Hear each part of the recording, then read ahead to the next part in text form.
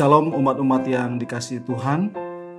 Kembali kita akan merangkum pelajaran sekolah sahabat kita pada triwulan 4 ini dari pelajaran yang keempat dengan judul Harapan Perjanjian Lama. Sebelumnya kita akan undang Roh Kudus untuk memimpin kita agar apa yang kita pelajari dapat kita mengerti. Kami mengundang kita untuk sama-sama berdoa.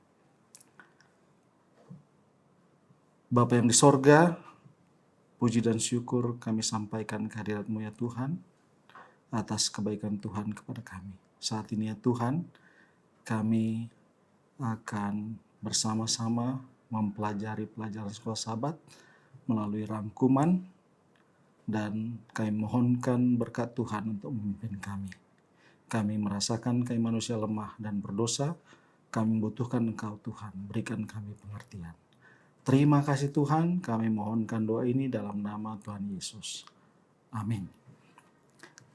Umat-umat yang dikasihi Tuhan,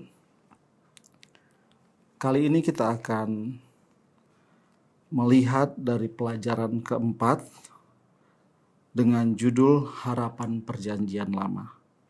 Ayat hafalan yang menjadi tema utama, saya akan bacakan Ibrani 11 ayat 17 dan 19. Karena iman, maka Abraham tak kala ia dicobai mempersembahkan Ishak. Ia yang telah menerima janji itu rela mempersembahkan anaknya yang tunggal. Karena ia berpikir bahwa Allah berkuasa membangkitkan orang sekalipun dari antara orang mati. Dan dari sana ia seakan-akan telah menerimanya kembali. Diambil dari Ibrani 11 ayat 17 dan ayat 19. Kalau kita lihat dari ayat tema tadi, ditunjukkan bahwa Abraham dengan iman mempersembahkan Ishak. Di ayat 19, alasannya karena ia berpikir katanya, bahwa Allah berkuasa membangkitkan orang sekalipun dari antara orang mati. Jadi keyakinannya dia dasarkan kepada bahwa Allah sanggup untuk membangkitkan orang mati. Kalau kita lihat di Perjanjian Lama dan Perjanjian Baru, di Perjanjian Baru biasanya kita merasa bahwa tema kebangkitan orang mati sering untuk dinyatakan. Tapi melalui pelajaran keempat ini, kita bisa melihat bahwa di Perjanjian Lama, tema yang sama, kebangkitan orang mati, juga diulang-ulang untuk memberikan dasar bagi iman kita, keyakinan kita akan Allah kita, Allah yang dapat menyelamatkan. Di pelajaran keempat ini ada beberapa tokoh Alkitab yang ditunjukkan memiliki dasar iman atau dasar keyakinan yang sama mengenai kebangkitan orang mati. Terlebih ini mengenai kebangkitan untuk keselamatan. Kebangkitan pada hari terakhir. Ya. Bukan kebangkitan pada saat orang mati, kemudian pada saat yang sama rohnya atau jiwanya bangkit dan diterima oleh Allah. Ya, sering dikatakan diterima di pangkuan Allah, di sisi di kanan Allah. Ya, saat ini sudah di surga bersama dengan Allah, bukan.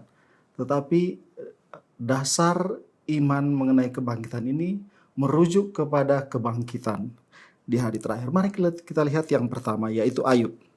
Ayub mengatakan dirinya melihat Tuhan.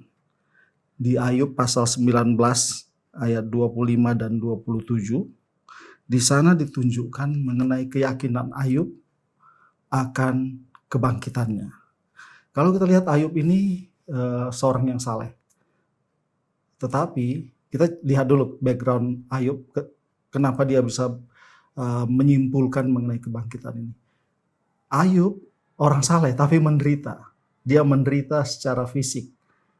Ya, kalau kita lihat berbagai penyakit menyerang tubuhnya.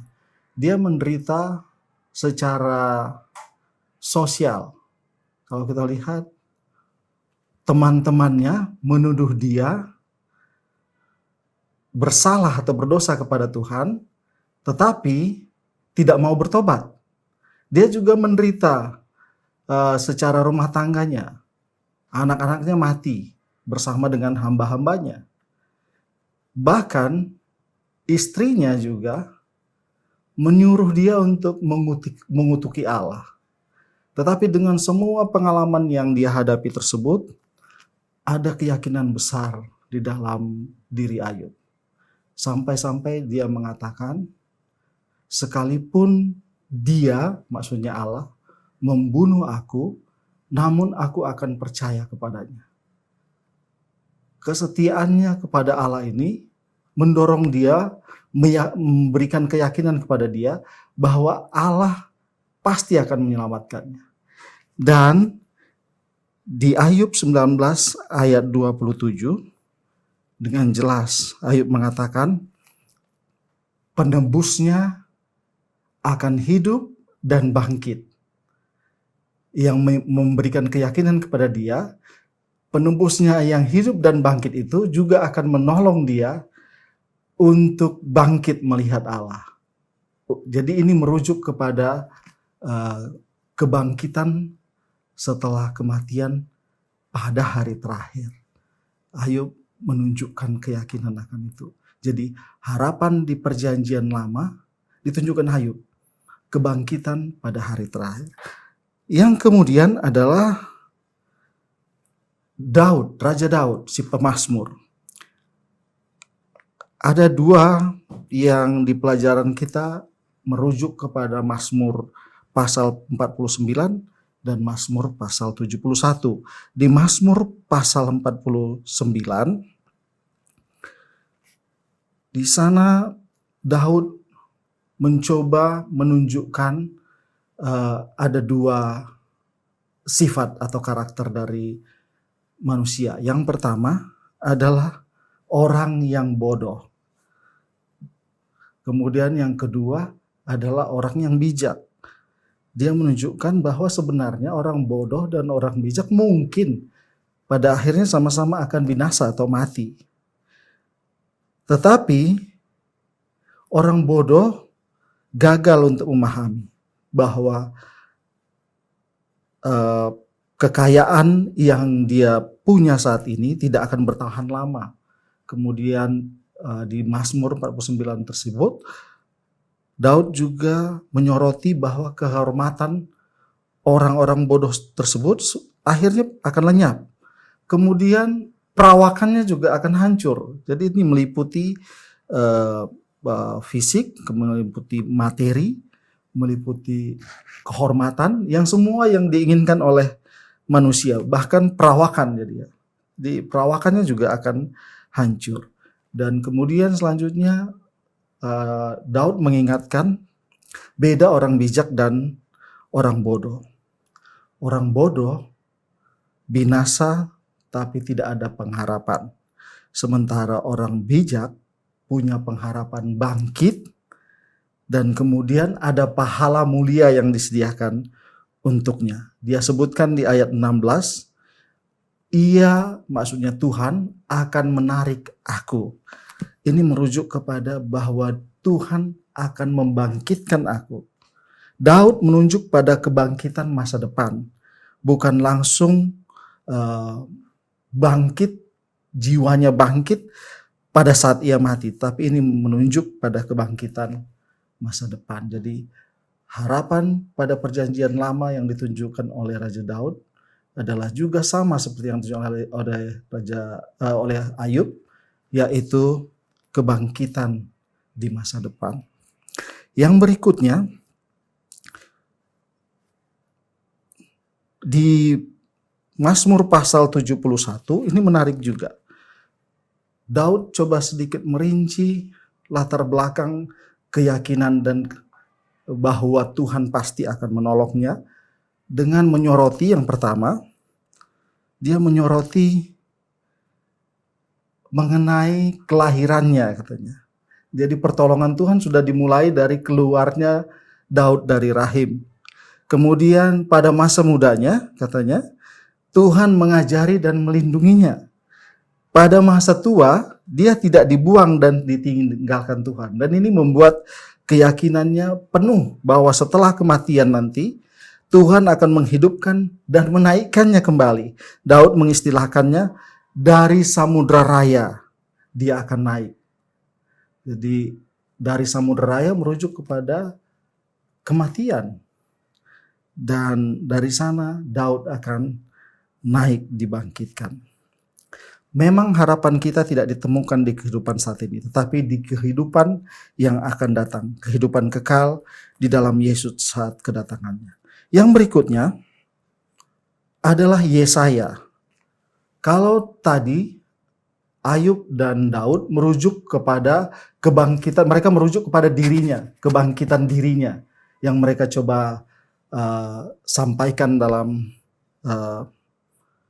kitab Ayub dan kitab Mazmur, itu adalah dirinya. Tetapi Yesaya, dia sedikit agak meningkat. Dia menunjukkan mengenai nasib komunitas. Jadi di dalam Yesaya pasal yang ke-26, Yesaya bercerita mengenai komunitas, terutama pasal ayat 14 dan ayat 19. Dia bicara tentang satu komunitas orang jahat, di mana katanya komunitas orang jahat kehidupannya akan layu seperti rumput. Tetapi dia bandingkan, tapi firman Tuhan akan tetap untuk selamanya. Kemudian nasib orang benar akan hidup dan bangkit menerima upahnya. Dan kemudian dia lanjutkan bahwa Tuhan akan menyatukan semua orang benar dari segala zaman untuk dibangkitkan dan kemudian dipersatukan, termasuk orang-orang terkasih kita di dalamnya. Jadi Yesaya juga bercerita, atau Yesaya coba menerangkan poinnya adalah kebangkitan bukan saja untuk pribadi, tetapi untuk sebuah umat.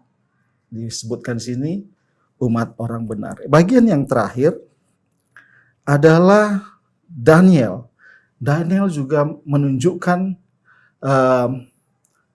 harapan di kitab Perjanjian Lama. Daniel lebih spesifik di Daniel pasal yang ke-12. Daniel mencoba menceritakan mengenai kebangkitan pada saat seorang sosok agung, pangeran agung Michael, pada saat dia datang, maka akan ada kebangkitan. Jadi kalau tadi kebangkitan komunitas, sekarang disebutkan lebih spesifik. Kebangkitan khusus di mana orang jahat dan orang baik sama-sama dibangkitkan pada saat itu, tetapi orang baik akan mendapatkan upahnya, sementara orang jahat akan dibinasakan. Jadi semua hal mengenai kebangkitan ini merujuk untuk memastikan bahwa kita memiliki harapan. Bukan saja di kitab Perjanjian Baru, tetapi sangat jelas di kitab Perjanjian Lama, tokoh-tokoh Alkitab juga sudah mengetahui akan poin kebangkitan ini. Dan yang pasti, kebangkitan itu adalah kebangkitan di masa depan, kebangkitan akhir zaman. Itulah harapan untuk keyakinan iman. Sama seperti ayat hafalan tadi, bahwa Abraham mendasarkan imannya ketika mempersembahkan Ishak sebagai korban dengan keyakinan bahwa Tuhan bisa membangkitkan kembali. Harapan dan keyakinan yang sama yang ada di kitab perjanjian lama ini dan yang kita tahu juga ada di kitab perjanjian baru harusnya menjadi bahagian kita untuk mendasarkan iman kita. Bahwa Tuhan menjanjikan keselamatan, pada akhirnya umatnya akan dibangkitkan kembali dan menerima upah yang mulia. Demikian rangkuman pelajaran sekolah sahabat kita. Kiranya Tuhan memberkati kita semua. Mari kita tutup dengan doa. Bapa yang di sorga, kembali kami datang ke hadirat-Mu ya Tuhan. Terima kasih Tuhan atas firman dan kebenaran yang Tuhan ungkapkan kepada kami. Kiranya Tuhan juga memberikan kami kemampuan dan kuasa untuk menghidupkan firman ini di dalam kehidupan kami masing-masing, menumbuhkan iman kami dan percaya kami lebih kuat terhadap Tuhan. Terima kasih Tuhan, kami mohonkan doa ini dalam nama Tuhan Yesus. Demikian umat-umat yang dikasihi Tuhan, kami mohonkan kiranya kita bisa like, share, and subscribe channel ini. Tuhan memberkati kita semua.